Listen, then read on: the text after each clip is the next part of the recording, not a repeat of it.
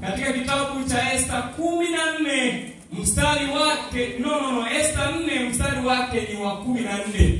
Naomba mfike hapo kanisa la Mungu. Kitabu cha Esta 4 mstari wake ni wa 14, na hii fungu pekee nitalisoma mimi. Naomba nilisome na tulisome wote. Sasa hebu tusome pamoja. Nasema, kwa maana wewe ukinyamaza kabisa wakati namna gani? Neno la Mungu linatueleza, kwa maana wewe ukinyamaza kabisa wakati huu, neno linaendelea, ndipo kutakapowatokea Wayahudi msaada na wokovu kwa njia namna gani? Wewe ukinyamaza, msaada na wokovu Wayahudi utawapata kwa njia nyingine, ila wewe utaangamia pamoja na mlango wote wa baba yako. Walakini ni nani ajuae? Haleluya, kanisa la Mungu. Ninamshukuru huyu Mungu kwa sababu anapokuja kwetu na ujumbe kwa wakati kama huu, ana kusudi la mtu mmoja aokolewe. Na hapa neno linaendelea nasema, walakini ni nani ajuae kama wewe hukujia ufalme kwa ajili ya wakati kama namna gani? Wapendwa, tunaishi katika kipindi ambacho mambo mengi yanatokea. Wapendwa, tunaishi katika kipindi ambacho hata changamoto zinapotokea, kuna mmoja anapaswa asimame. Ninaomba nieleze kisa cha Esta kwa ufupi sana. Ndio wapendwa, kitabu cha Esta kimeeleza wakati mgumu ambao katika historia yote ya maisha ya watoto wa Mungu Israeli hawakuwahi kuipitia.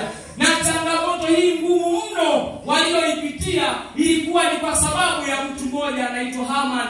Haman alipopandishwa cheo, akawa na cheo kikubwa, yani kutokea kwa mfalme Ahasuero, yeye ndiye aliyekuwa anafuata. Changamoto kwa taifa la Mungu lilikuta. Na changamoto ilipowakuta, kipindi hii changamoto inaingia kwa watoto wa Mungu, Mungu alikuwa amemweka Esta kuwa malkia. Haleluya wapendwa. Kwa wakati kama huu, Mungu anaporuhusu jambo fulani litokee, Mungu ameshafanya njia ya kutokea. Hakuna jambo gumu linaloweza kuingia katika maisha yako wakati Mungu hajaandaa njia ya kulivuka jambo hilo, hajawahi kutokea. Na sababu hiyo neno la Mungu linasema, katika kipindi hicho Esta akiwa malkia, huku Haman anapandishwa cheo. Changamoto iliyokuja ikawa ni hii: Haman alipopandishwa cheo, na kisa hiki kinavyoeleza hakikuelezwa kikiwa Yerusalemu. Kisa hiki kinapoelezwa, kinaelezwa kikiwa Shushan, mji mkuu wa miliki ya Uajemi kwa mfalme Ahasuero katika kipindi hicho. Sikia mtu wa Mungu, wahusika katika kitabu hiki ni Esta, Haman, lakini kuna Mordekai na mfalme mwenyewe, mfalme Ahasuero. Na mada kuu ya kitabu hiki ni juu ya ukombozi wa Mungu kwa watu wake. Wapendwa, Mungu anatupenda. Na Mungu anapotupenda, mpango wa ukombozi huwa anauweka kwetu. Kitabu cha Esta kimeandikwa ili tuone ukombozi wa Mungu kwa watu wake. Changamoto ya Haman ilikuwa tu moja, pale alipohitaji kuabudiwa kama Mungu wa mbinguni. Na ikumbuka katika taifa hilo kulikuwa na Wayahudi ambao wanajua anayepaswa kuabudiwa ni nani? Kanisa ni Mungu pekee. Hilo jambo liligusa imani ya Mordekai moja kwa moja. Kwa changamoto hiyo tu ya kutokumwabudia na kuabudu, ndio ikutengeneza kitu kinaitwa maangamivu makubwa kwa taifa la Mungu. Najua watu wa Mungu, Haman alipogoma tu, Mordekai alipogoma tu kumwabudu Haman, ndipo hapo changamoto ilipoingia. Unajua changamoto iliingia, alitaka kujua huyu asiyesujudu mbele zangu ni nani? Na huyu asiyesujudu mbele zangu ni mtu wa kabila gani? Akajua huyu mtu anayeshindwa kunisujudia ni Mordekai. Na Mordekai ni Myahudi. Na hapa ninatamani tusome kitabu cha Esta 3 mstari wake ni wa 6. Hebu tusome mtu wa Mungu. Esta 3 mstari wa 6. Neno linasemaje? Akaona Shani Mordekai peke yake. Nasikia sauti ila sisikii maneno. Sasa unisaidie kama tunaikia na muda wangu unaulinda. Yaani naomba upotee. Soma baba. Anasema. Anasemaje? Akaona si Shani kumtia mikononi Mordekai peke yake. Ndio, akaona si haifai kumtia Mordekai mikononi peke yake. Maana wamemjulisha kabila yake Mordekai. Maana walimpatia taarifa kabila lake Mordekai kwamba ni Myahudi. Kwa hiyo Hamani alitaka kuangamiza Wayahudi wote waliokuwa. Anasema Haman alihitaji kuangamiza Wayahudi wote walikuwa wakikaa katika ufalme wote mzima wa Ahasuero. Waliokuwa wakikaa katika ufalme wote mzima wa nani wapendwa? Vitabu vya historia vinaandika vinasema Wayahudi walikuwa wanakaa katika majimbo 127. Yaani kwa ramani ya sasa inasema ni kutoka nchi ya India mpaka nchi ya Ethiopia Wayahudi walikuwa wanakaa. Kwa hiyo kipindi hicho kutokea katika nchi ya India ya leo mpaka nchi ya Ethiopia, waraka wa Haman wa kuangamiza Wayahudi uliwafikia. Kilikuwa ni kilio kikubwa ambacho hakikuwahi kutokea katika historia ya maisha ya Wayahudi. Unajua wapendwa, ni rahisi kukisimulia hiki kisa. Nilipokuwa ninajifunza nikajaribu kupiga picha kama hapa kanisani wapendwa. Unajua umeweka nono nzuri watu. Sasa je, mnaona?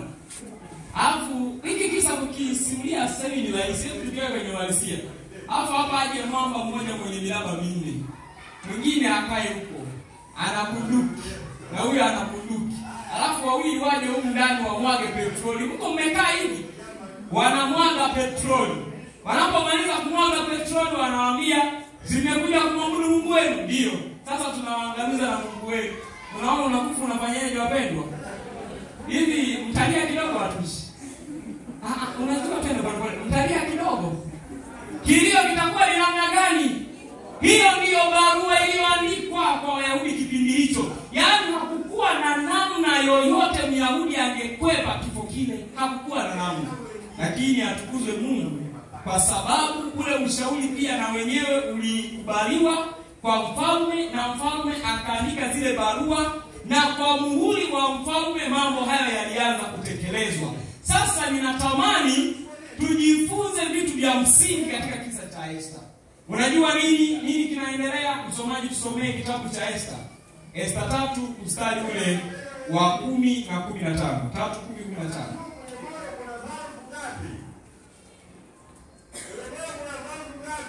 Esther 3 mstari wa 10 utasoma mpaka 15.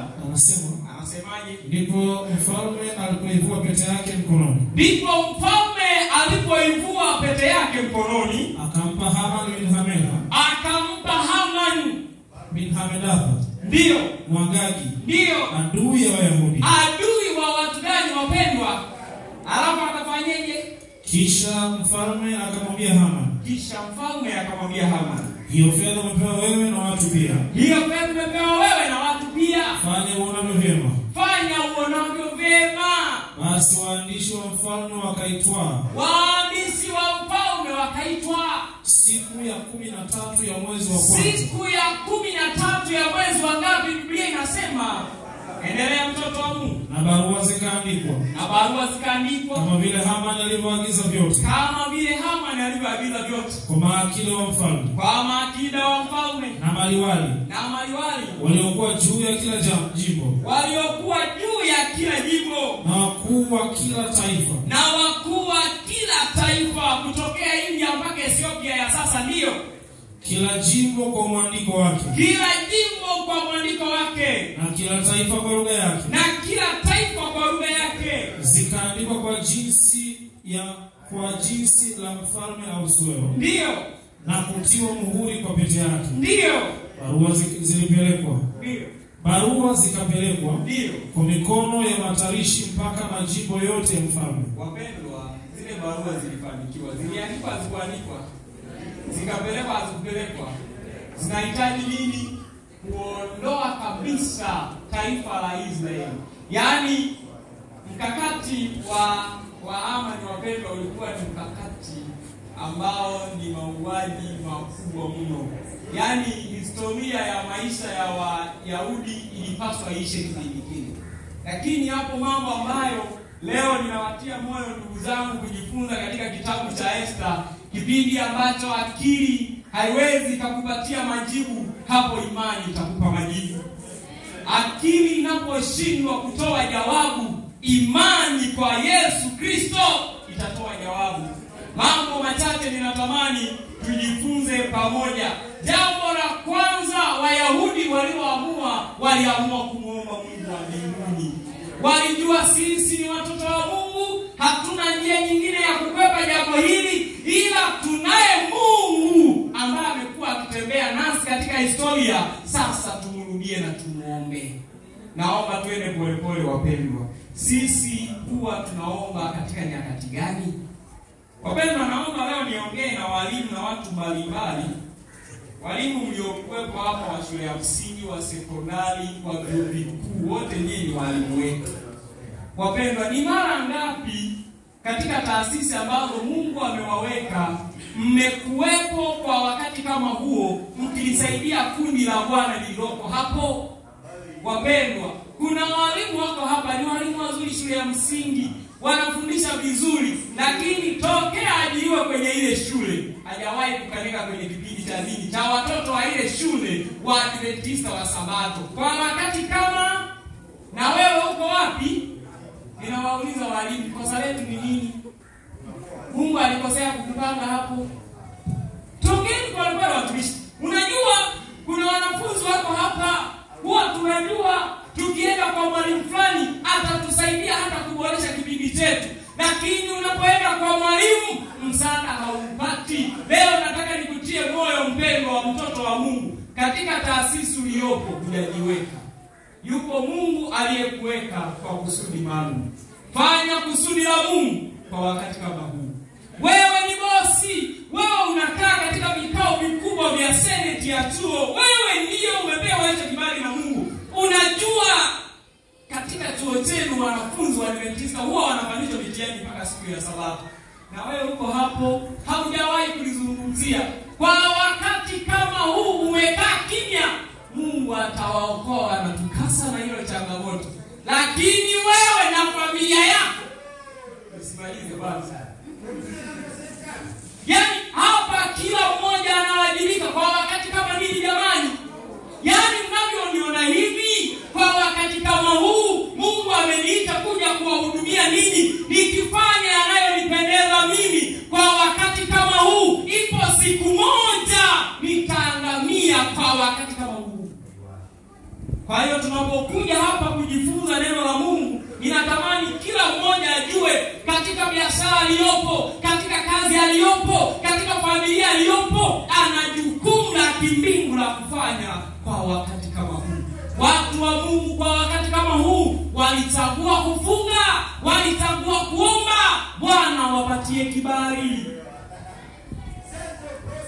Lakini pia waliamua kutumia fursa pekee iliyokuwepo. Wapendwa, fursa pekee iliyokuwepo katika utawala ilikuwa ni Malkia. Haleluya, kanisa la Mungu. Wakasema sisi ni Wayahudi ndio, lakini tuna mtu yuko ikulu. Wapendwa, haleluya, watoto wa Mungu. Ndio maana tumesema hakuna jaribu litalikuta kanisa la Mungu, hakuna jaribu litakukuta ambalo hakutakuwa na njia ya kutokea. Pale ninapofikiria Mungu amenyamaza, wakati kama huo Mungu analeta ukombozi kwa watoto wake. Ndugu zangu wapendwa, watu wa Mungu waliamua kutumia fursa pekee waliokuwa nayo. Haman alipokuwa amepanga mpango huo wa kuangamiza watoto wa Mungu, hapo naye Mordekai akapanga mpango wa kutumia fursa pekee iliyokuwepo. Je, wewe tunapokuona katika taasisi yako, wewe tunapokuona katika kampuni yako, wewe tunapokuona pale shuleni, sisi tunapokuja kwako kama bosi tusikie, tunatamani kutumia fursa tulionayo, mbona huwa hamtupokei? Shida ni nini walimu? Shida ni nini bosi? Shida ni nini mkurugenzi? Mbona umefanikiwa umelisahau jukumu lako? Wapendwa, huu wakati niongee kidogo na waimbaji. sana. Mimi ni mwimbaji wa sauti ya tatu. Nyimbo zenu hapa sijui nyingi. Sababu sijui. Natamani niongee na nyie kwa wakati kama huu. Wapendwa, kwa wakati kama huu tunabidi tujue tunayemtumikia Mungu. Msiwatese hao walimu. Kwamba sulininyima maji kwenye effort. Sulininyima tutaonana kwenye audio recording. Unajua kwenye uimbaji wana tuna vitu. Kuna watu kwenye uimbaji kwenye audio huwa tupo kuwatia moyo wenzetu. Na tuna uwezo mzuri tunawatia moyo. Sasa hao wenzetu na wengine sisi shetani wanawafanyaje? Tukiwa kwenye majukumu ya kuchukua kabisa maamuzi sahihi watu waokolewe kwa wakati kama huu tunajivunia. Ndio nisishike mic basi mtu wa Mungu. Hebu mngeongea rafiki yako wakati kama huu. Usifanye hivyo mtumishi. Hivi unajua hiyo kama amekuwa Mungu eh? Wapendwa, Wayahudi walipochagua kuitumia fursa pekee iliyopo, sasa hivi muda umenishia, naenda na ofa yangu. Kwa wakati kama huu Israeli walipotambua ile fursa waliokuwepo nayo, Mordekai alienda kwa mfalme. Soma kitabu cha Esther 4 mstari wa 13 na 14. Rafiki yangu naomba unisomee. Naye Mordekai akawaagiza wampelekee Esther jibu. Naye Mordekai akawaagiza wampelekee Esther jibu. Na kusema. Na kusemaje? Wewe usidhanie kuwa wewe utaokoka. Usitizanie wewe utaokoka. Ndio. Nyumbani mwa mfalme. Nyumbani mwa mfalme. Zaidi ya Wayahudi wote. Zaidi ya Wayahudi wote. Kwa maana wewe ukinyamaza kabisa. Sikiliza watoto wa Mungu. Kuna nyakati huwa tunafikiria watoto wa wenzetu kuteseka na tuna nafasi ya kuwasaidia, huwa hatuoni kama kuna shida. Wapendwa, kitabu cha Mhubiri 9 mstari wa 11 kinasema hivi, kinasemaje? Nikarudi na kuona chini ya jua ya kwamba si wenye mbio washindao katika nini jamani? Hebu mtumishi utusomee kwanza hapo ili nisije nikaruka vitu. Natamani tujifunze kwa jambo kwa wakati kama huu. Ndugu zangu, tunapokuwa na fursa ya kusaidia jambo, ninaomba tulisaidie kwa moyo.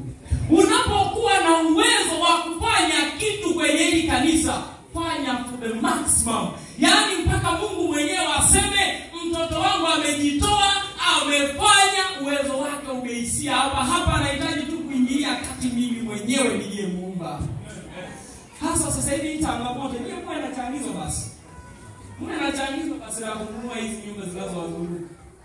Mtu kutoa tu milioni 2 maneno kibao, ndio nimetoka Marekani. Nilifika pale Dubai mambo yakakuwa goma yani nini? Sasa ya nini? Yaani paka tujue safari zako zinatoi kweli. Wakati kama fanya, saidia. Una uwezo wa kusaidia shilingi 1000 itoe kwa moyo. Una uwezo wa kusaidia milioni 5 itoe kwa moyo. Yaani hapa ninawaona washiriki ambao wangeamua kufanya jambo katika hili kanisa. Haya mabenchi leo yangekuwa ndo haya yote kanisa zima. Bila anahitaji mpaka mkampigie magoti mtumishi. Tunaomba tu msaada wako. Tusaidie basi. Yaani mpaka tukunyenyekee kwa wakati kama huu. Mhubiri soma. Biblia inasema 9:11. Nikarudi na kuona chini ya jua. Nikarudi na kuona chini ya jua. Ya kwamba ndio si wenye mbio washindao katika michezo. Si wenye mbio washindao katika michezo. Wala si walio hodari washindao vitani. Wala si walio hodari washindao vitani. Wala si wenye hekima wapatao chakula. Wala si wenye hekima wapatao chakula. Wala si watu wa ufahamu wapatao mali. Wala si watu wa ufahamu wapatao mali. Wala wenye ustadi wapatao upendeleo. Wala wenye ustadi wapatao upendeleo. Lakini sikiliza, hapo ndio point yangu ya msingi. Mhubiri akasema lakini wakati na bahati. Wakati na bahati huwapata watu gani? Kwa cheo ulichonacho usiwagandamize watu wenzako. Kwa nafasi uliopewa na Mungu usiwagandamize wenzako. Wanapoleta habari ya neno la Mungu, wewe ni mkurugenzi, kwa nini usisaidie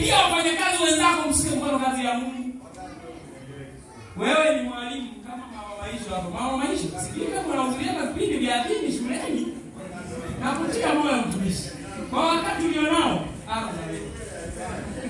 yaani nawatia moyo. Yaani wakati mama ndo anapigwa peke yako hapa. Yaani wakati ulionao tuliopewa, ndugu zangu. Kuna watoto wa Mungu hapa mpo mnaniona vizuri mno. Lakini kipindi hicho chuo kitakapofungua vio, mtumishi vio vitakapofungua. Unajua mnawashirika hapa mnadhani kwa sababu sana. Wamrisi waende pale hivi. Kaelewa kama kweli dada tulimwamini kuwa mkurugenzi wa shule sababu kumbe ndo anafanyaga hivi. Wewe ndio unajua yeye huyu anakujua Mungu wa Mungu. Naomba nikomee hapo kwa sababu ya muda wangu. Mimi nataka niseme wakati na bahati huwapata watu gani jamani?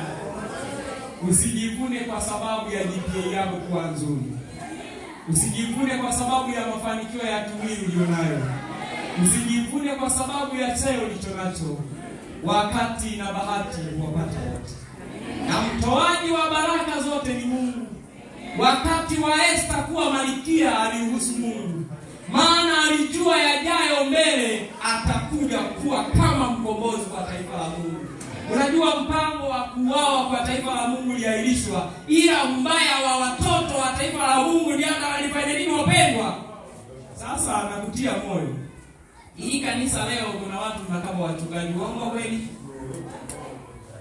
Unajua mimi lazima mtu anasema ukweli. Hili kanisa na Waadventista wa Sabato siku hizi mnakapa wazee wakaanza uongo kweli. Hili kanisa na Waadventista wa Sabato unaona kama mtu gani kama mimi vijana wanatuletea mtoto. Mtoto ndio tumeleta mambo yetu yule mtoto. Tena yule mtoto tutamning'iniza. Wakati na bahati wapata nani? Esther alipopelekwa pale na Mungu alikuwa anajua ipo siku atahitaji kusimama kama mkombozi wa taifa la watoto wa Mungu.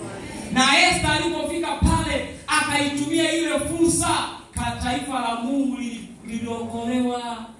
Mtoto wa Mungu, sijui taaluma yako, sijui kazi yako, ifanye ukimtegemea Mungu. Hapo matatu ya msingi ya kujifunza tunapofunga ibada yetu. Wakati akili haiwezi kukupatia majibu, iruhusu imani yako kwa Bwana ikupatie majibu. Mungu anaheshimu mno uchaguzi wa wanadamu yeyote. Wapendwa, tuko hapa kanisani, lakini Mungu hatulazimishi kuokoka. Mungu hatulazimishi, ila anategemea uchaguzi wangu na uchaguzi wako. Na wewe hapa mimi niliposimama nina mambo mawili tu. Nichague kwenda mbinguni au kupotea kabisa. Na wewe mwabudu mwenzangu una hayo mambo mawili tu. Uchague kwenda mbinguni au uchague kwenda watu wapendwa.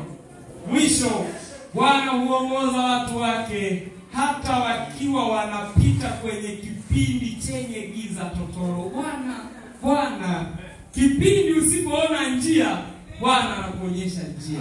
Kipindi usitoona tumaini, Bwana anakupa matumaini. Kipindi ulicho na maswali yasiyokuwa na majibu, Bwana atakupa majibu. Giza totola maisha yako. Unajua kuna wengine hapa wanasema, "Pastor, kwani ni nini?" Kuna watoto wa Mungu hapo huwa wanachukua kila kichumbiwa giza linakuja mbele, kuchukua na kuingia. Kuna wengine kila mkibadilisha vyo, hata barua zilikuwa zimeshafika, umesubiri tu kwenda kubadilisha ofisi, ndio unapeleka kule na wala.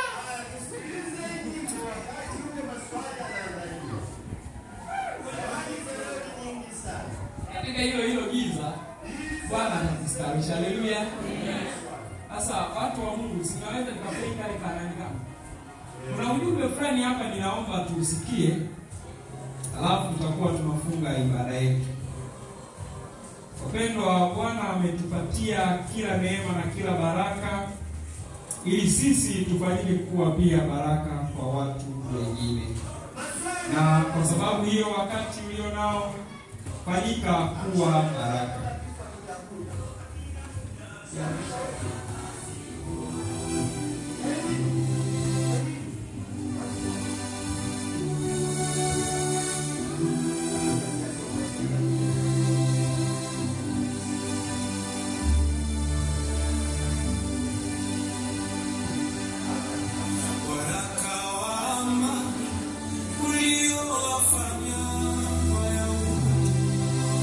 Washindwe kula na kunywa wakati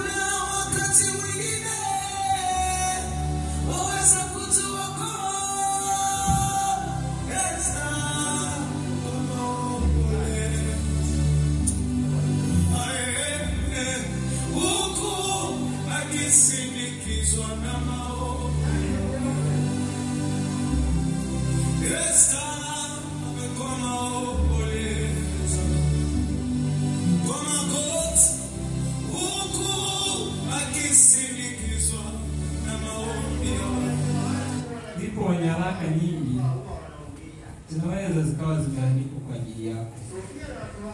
Lakini leo Mungu anao waraka wa pekee ambao wanadamu waliona kwamba hutaweza. Leo Mungu anatamani audhihirishie ulimwengu kwamba unaweza. Kipindi ambacho akili yako haiwezi kukupa majibu kama ilivyokuwa kwa Wayahudi kipindi hicho, imani yao iliwapatia majibu ya ukombozi wao kwa Bwana. Wewe ni baba, wewe ni mama, kijana wa kike au wa kiume, ninatamani tufanye maombi maalum kwa ajili yako. Bwana kufanye baraka na daraja la mafanikio sehemu yoyote utakayofika. Na watoto wa Mungu watakapokuja kwako kwa wakati kama huu, Bwana akutumie kufanya mambo makubwa na jina la Bwana likatukuzwe sana. Kwa maana wewe ukinyamaza kabisa wakati huu, ndipo utawatokea Wayahudi msaada na wokovu kwa njia nyingine. Ila wewe utaangamia pamoja na mlango wa baba yako. Walakini ni nani ajuaye kama wewe hukujia ufalme kwa ajili ya wakati kama huu? Wapendwa, wakati kama huu na sabato ya leo Bwana amekuja ili atuhudumie. Na kwa sababu yuko hapa, inaomba Bwana atubariki. Inaomba Bwana atuangazie nuru ya uso wake. Inaomba Bwana atufadhili na kutupatia amani. Wimbo huu ukiwa unaimba awamu ya pili, inaomba usimame ikiwa una jambo lolote ambalo unatamani kwa wakati kama huu Bwana akufanyie. Iwe kazini, sehemu yoyote kwa wakati tu kama huu. Ndipo ninatamani kufanya maombi maalum kwa ajili yako. Karibuni sana.